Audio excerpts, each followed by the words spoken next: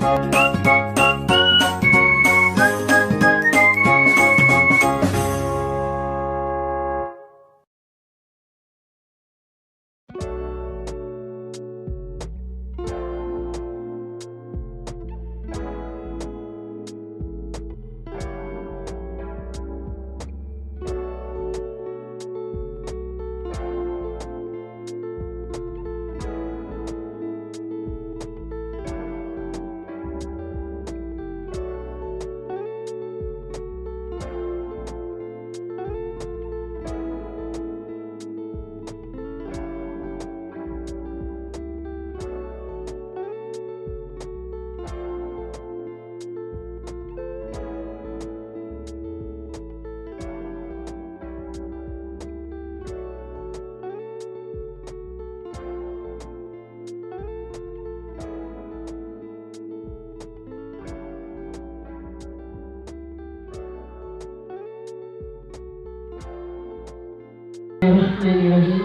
Assalamualaikum warahmatullahi wabarakatuh. Yang saya hormati Ibu Kepala Sekolah SD Negeri 5 Kota Pagaralam, yang saya hormati rekan guru sejawat SD Negeri 5 Kota Pagaralam. Syukur alhamdulillah kita panjatkan kehadiran Allah Subhanahu wa taala di mana pada pagi hari ini kita masih diberinya nikmat yang sangat berharga, yaitu nikmat sehat. Salawat dan salam kita sampaikan kepada Nabi kita Muhammad SAW beserta para sahabatnya. Semoga kita semua yang ada di sini menjadi pengikutnya sampai akhir zaman. Amin ya Allah, amin ya Rabbal alamin. Terima kasih saya ucapkan kepada rekan sejawat dan kepala sekolah atas waktunya. Hari ini saya akan memaparkan penerapan tentang modul 1.4 budaya positif.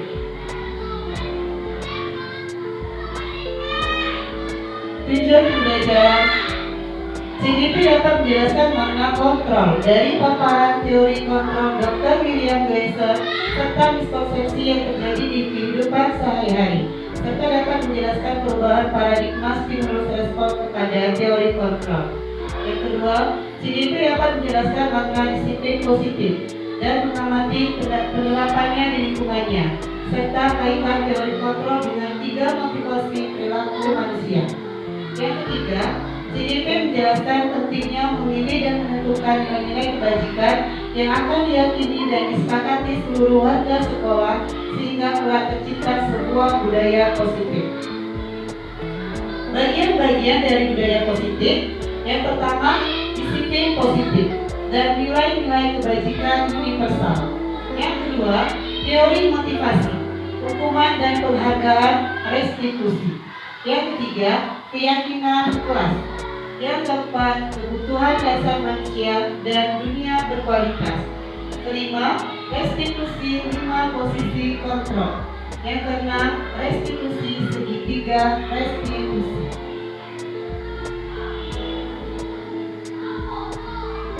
Makna disiplin. Bapak pendidikan kita, Ki Hajar Dewantara menyatakan bahwa di mana ada kemerdekaan, disitulah harus ada disiplin yang kuat.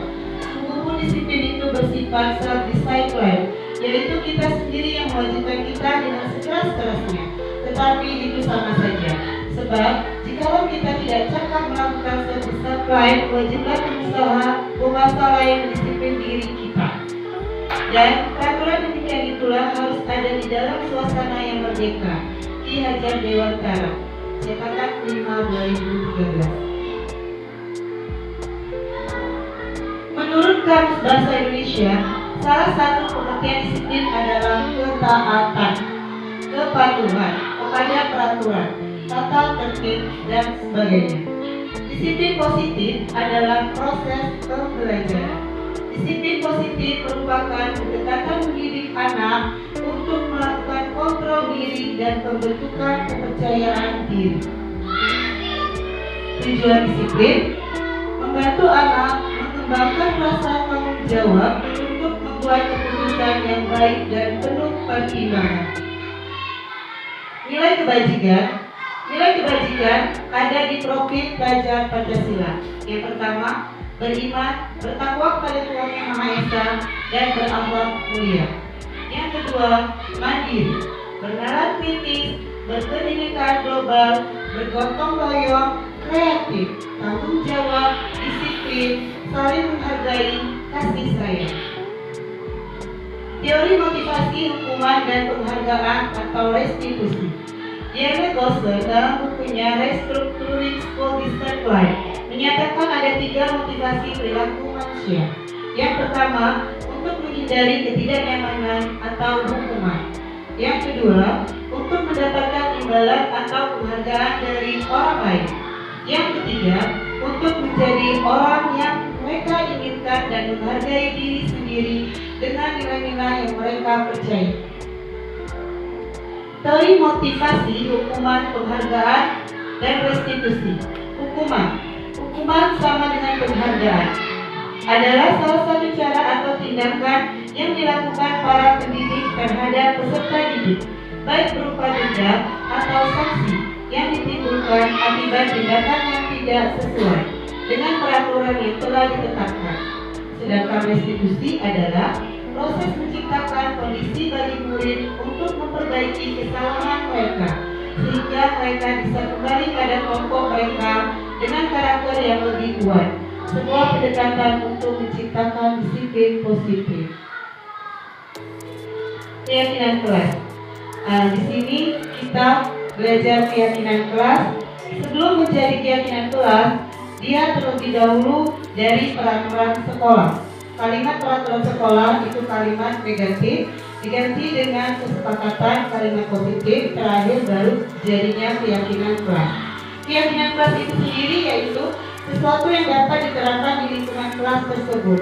Pembuatan keyakinan melibatkan semua warga kelas melalui kegiatan curhat pendapat antara guru dan peserta didik. Kebutuhan dasar manusia dan dunia berkualitas. Ada 5 kebutuhan dasar manusia. Yang pertama, kebutuhan untuk bertahan hidup, survival. Yang kedua, kasih sayang dan rasa diterima, love and belonging. Yang ketiga, kebebasan, freedom. Yang keempat, kesenangan, fun. Dan yang terakhir, 5, kekuasaan atau power.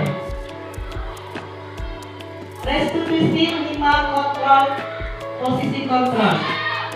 5 posisi kontrol yang diterapkan seorang guru atau orang tua ataupun atasan dalam melakukan kontrol. Yang pertama, penghukum. Kita sering sebagai penghukum. Guru sering melakukan kekerasan baik fisik dan juga verbal. Contohnya, misal anak datang terlambat, kita langsung spontan. Anak silakan lari 10 keliling. Itu posisi kontrol sebagai penghukum. Atau dengan kata-kata verbal, patuhi aturan, awas kalau sering terlambat, awas kalau sering tidak mentaati peraturan. Itu posisi kita sebagai guru, sebagai penghukum. Next, yang kedua, pembuat rasa bersalah. Guru cenderung bersuara lembut. Suasana menjadi hening, murid merasa tidak nyaman. Seperti, ibu sangat kecewa dengan kamu, nak. Seperti itu kalau dia merasa bersalah. Yang ketiga, teman. Timbulnya hubungan positif antara guru dan peserta didik. Terjalin hubungan baik antara guru dan murid akan mudah dipengaruhi untuk mematuhi peraturan yang ada negatifnya juga. Karena murid merasa dikecewakan kalau suatu saat kita tidak bisa menjadi teman murid. Yang keempat, posisi sebagai pemantau. Guru sebagai pengawas atau memantau. Biasanya kita guru ada catatan-catatan kecil tentang masalah anak. Kita catat, sudah berapa kali anak ini melanggar peraturan. Itu posisi sebagai pemantau. Dia ada konsekuensinya yang di sekolah. Yang terakhir, kita sebagai manajer. Nah, di sini adalah posisi kontrol kita sebagai guru yang paling tepat. Karena kita bisa menjadi sebagai pemantau, kita bisa sebagai teman. Karena guru mengerjakan murid untuk menyelesaikan masalah yang dihadapi murid itu sendiri. Anak murid kita nanti akan menyelesaikan solusinya sendiri. Sekarang segitiga restitusi. Segitiga restitusi adalah proses menciptakan kondisi bagi murid untuk memperbaiki kesalahan mereka, sehingga mereka bisa kembali pada kelompok mereka dengan karakter yang lebih kuat. Kutipan dari Gospel 2004. Langkah-langkahnya, yang pertama, menstabilkan identitas. Yang kedua, validasi tindakan yang salah. Yang ketiga, menanyakan keyakinan. Teori kontrolnya, kita semua akan melakukan yang terbaik yang bisa kita lakukan. Semua perilaku memiliki alasan. Yang terakhir, kita semua memiliki motivasi internal. Ini gambaran segitiga restitusi. Setiap orang pasti pernah melakukan kesalahan. Kamu sudah satu-satunya pernah melakukan ini. Kamu ingin menjadi kawan seperti apa? Keyakinan keras apa yang telah kita sepakati? Kita validasi tindakan yang salah, menstabilkan identitas, menanyakan keyakinan. Ini adalah contoh segitiga restitusi yang terjadi di kelas 1. Pada waktu impak di lapangan, saya melihat anak saya Kenzi berambut panjang dan Rocky mengambil paksa makanan temannya di saat jam istirahat.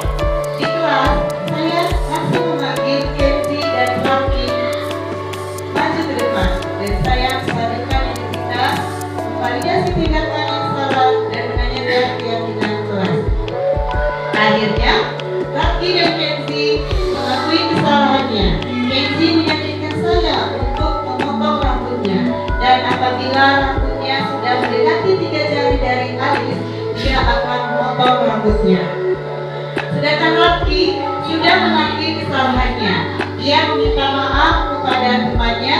Untuk kedepannya dia akan minta izin sebelum meminta makanan temannya. Itulah paparan dari saya. Lebih kurang saya mohon maaf kepada Allah, saya mohon ampun, saya akhiri. Wabillahi taufiq wal hidayah. Wassalamualaikum warahmatullahi wabarakatuh. Waalaikumsalam warahmatullahi wabarakatuh.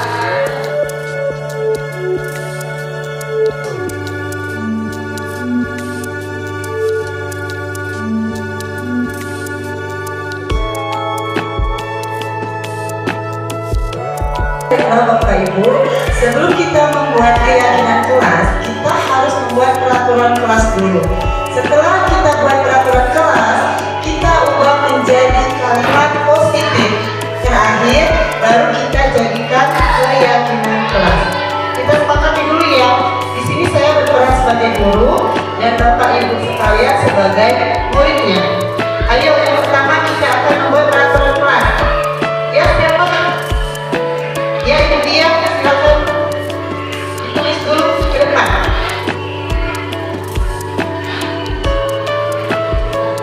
Ya.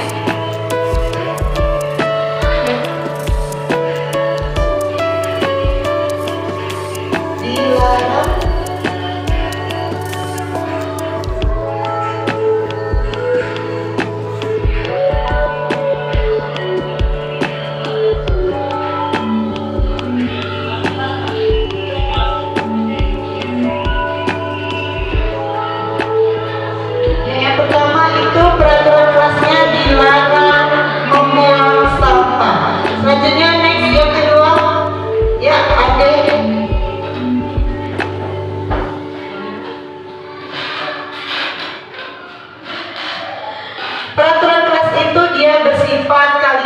negatif.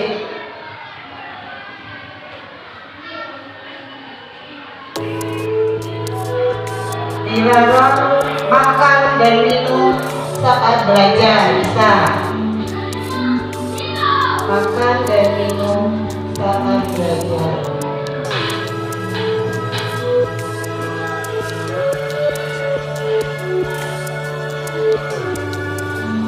Ya, dilarang makan dan minum saat belajar. Selanjutnya peraturan sekolah yang ketiga. Ya, silakan.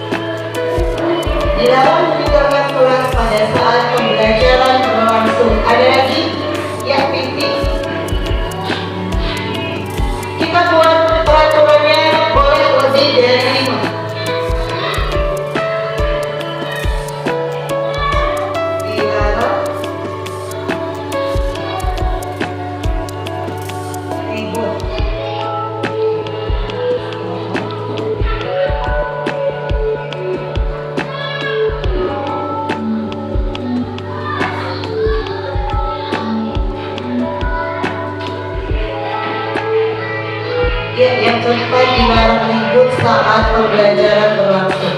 Next, yang kelima dilarang apa lagi? Ya, boleh. Dilarang mengganggu teman. Silahkan ditulis dia. Pokoknya tentang negatif pakai dilarang. Nanti kita ubah menjadi kalimat positif. Dilarang mengganggu teman. Ya. Ya, seperti. Nah, boleh silakan Pak Ade ditulis di depan. Ya, silakan. Dilarang tidur, ya boleh. Biasanya anak-anak kan masuk siang ngantuk ya. Ya benar, dilarang tidur saat belajar, boleh.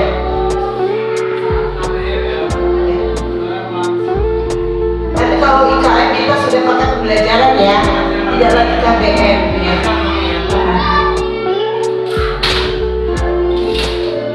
Next, apa lagi? Sudah, dilarang makan dan minum saat belajar. Nah, boleh dilarang berkata kasar. Silakan ditulis. Ya. Silakan.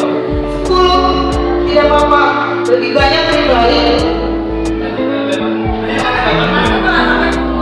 Dilarang berkata kasar. Apa lagi? Iya sama ya. Dilarang berkata kasar atau berkata kotor. Dilarang datang terlambat. Bisa ya? Ya silakan tulis ya. Dilarang datang terlambat.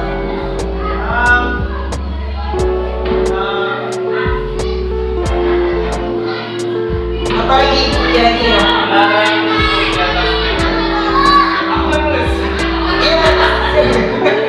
Dilarang duduk di atas meja. Boleh.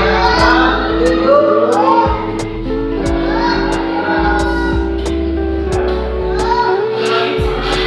Harus memakai seragam ya. Harus memakai seragam saja. Harus memakai seragam. Harus kan ini. Harus itu negatif kan?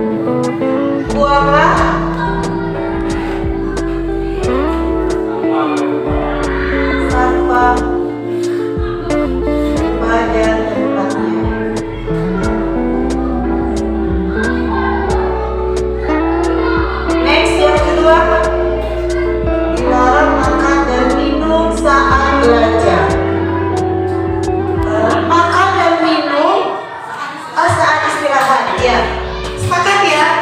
Makan dan minum saat istirahat. Makan dan minum saat istirahat.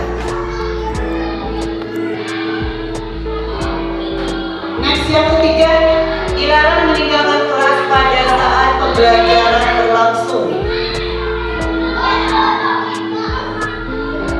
Kita ubah kalimat positifnya.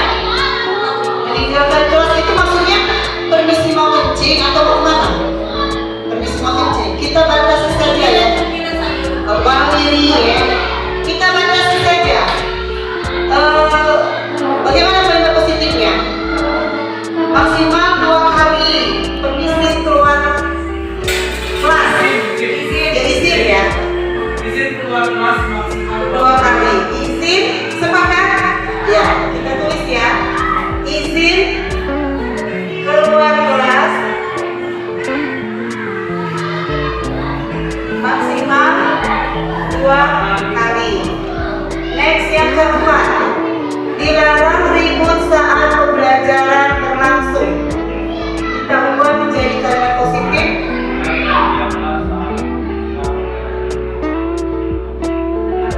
Mendengarkan, berarti saling menghargai Pak. Baik-baik. Ya. diam dan mendengarkan. Itu kalimat positif, jangan kita beritahu. Mendengarkan Mendengarkan pada saat menjelaskan. Ya, sepakat? Mendengarkan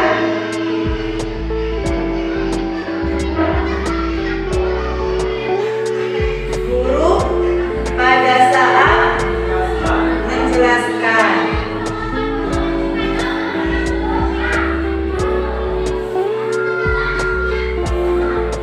Next, yang kelima, dilarang mengganggu teman. Kalimat positifnya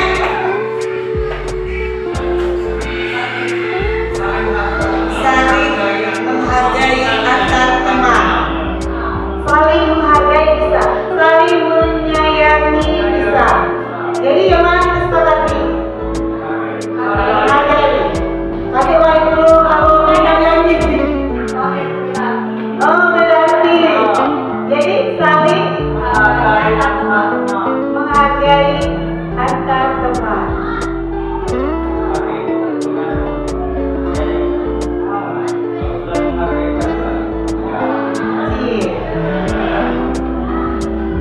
Saling menghargai antar teman. Luas ya menghargai ya.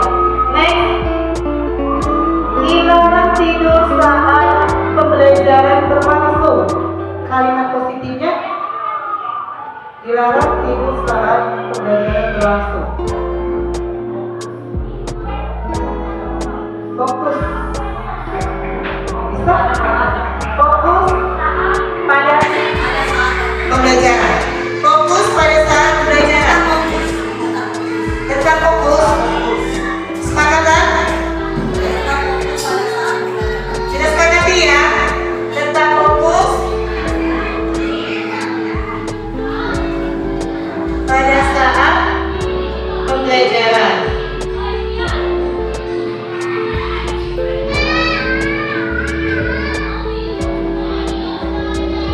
Next, berikutnya nomor 7, dilarang berkata kasar atau berkata kotor di dalam kelas. Kalimat positifnya dilarang berkata kasar atau kotor. Sopan ya, berbicara dengan sopan santun. Sepakat? Berbicara dengan sopan santun. Dengan sopan saja atau tambah santun? Sopan dan santun. Berbicara dengan sopan dan santun. Dan santun. Yang ke-8, dilarang datang terlambat. Datanglah tepat waktu. Iya. Sepakat ya? Datanglah tepat waktu. Datanglah tepat waktu. Yang ke-9, dilarang duduk di meja. Iya, udah boleh dia duduk di meja.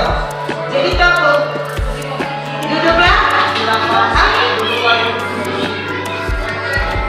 Dilarang duduk di meja. Duduklah di kursi yang telah disediakan. Masuk tidak? Bisa tidak dijadikan keyakinan kelas? Dilarang duduk di atas meja. Iya. Kadang-kadang anak ini sering duduk di meja guru kadang-kadang ya. Sepakat? Duduklah di apa tadi? Duduklah di kursi yang telah disediakan. Sepakat? Agak rancu tidak? Tidak apa kalau kiranya agak rancu kita ganti peraturan yang lain. Kita tinggalkan dulu. Meja adalah tempat Menulis. dan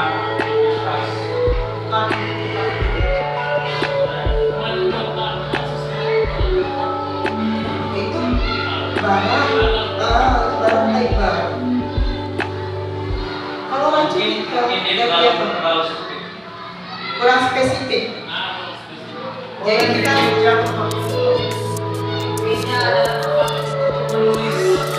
dia kan tapi kalau kita ekspor keluar kan kita tidak duduk di atas meja. Betul. Tadi sudah. duduk di atas.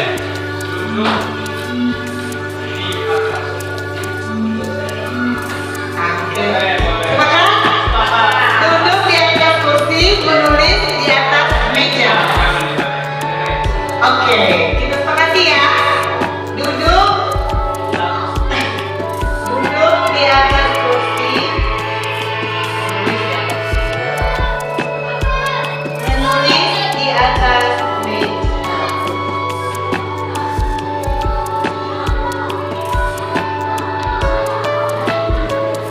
Peraturan sekolah yang terakhir, peraturan kelas yang terakhir, dilarang merusak fasilitas kelas. Ya, menjaga.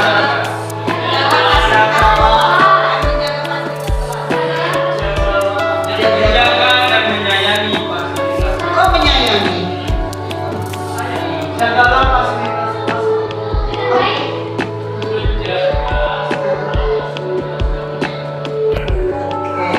Boleh. Panjang dia. Kita sepakat yang mana nih? Menjaga fasilitas sekolah atau jagalah? Oh, menjaga fasilitas sekolah. Fasilitas kelas. Sepakat ya? Menjaga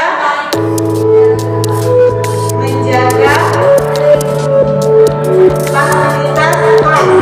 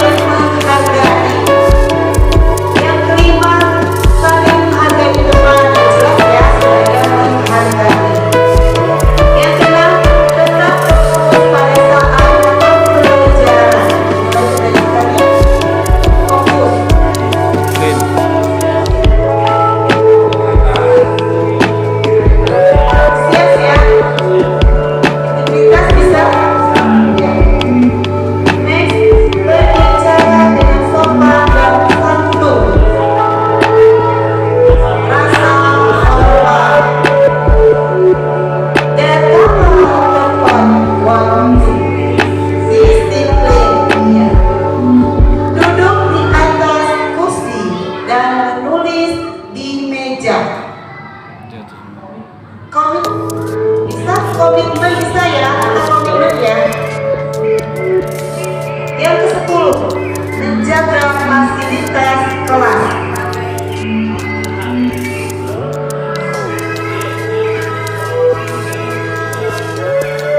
Menjaga fasilitas kelas. Bisa, kasih sayang bisa, menghargai bisa ya. Rasa memiliki, peduli, bisa ya.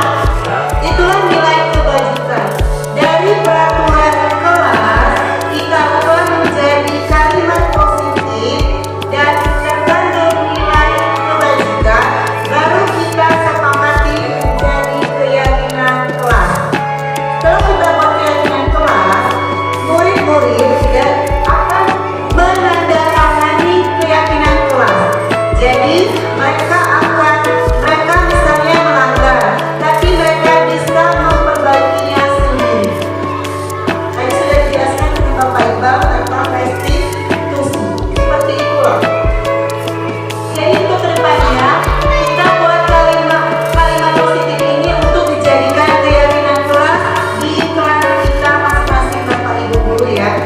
Supaya kalau kemarin kita buatnya peraturan kelas ya, agak terkesan memaksa karena dilarang. Makanya diubah menjadi keyakinan kelas. Dari sini ada yang mau bertanya? Kami silakan.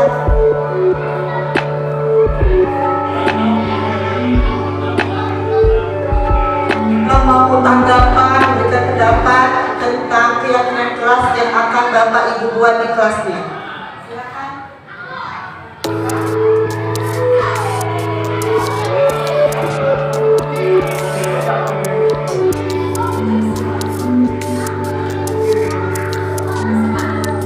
Ya. Assalamualaikum warahmatullahi wabarakatuh.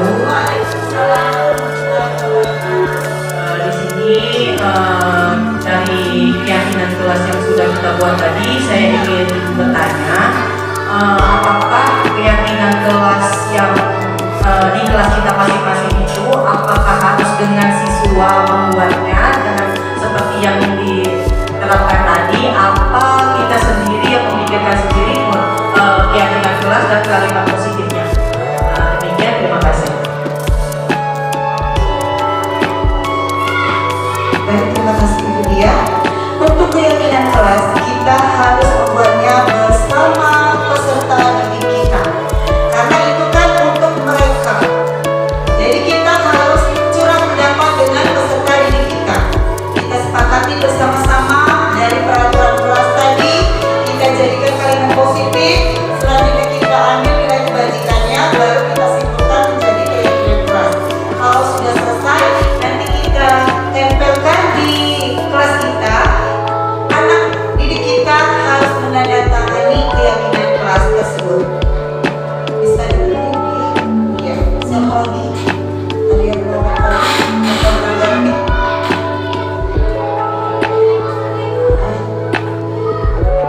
Sepakat ya, kita semua akan membuat keyakinan kelas di kelas kita masing-masing ya.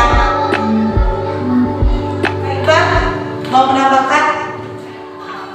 Cukup. Mau menambahkan atau cukup? Ya sudah. Bapak Ibu sekalian, itulah paparan saya tentang cara membuat keyakinan kelas. Lebih dan kurang saya mohon maaf, kepada Allah saya mohon ampun. Saya akhiri, wabillahi taufiq wal hidayah. Wassalamualaikum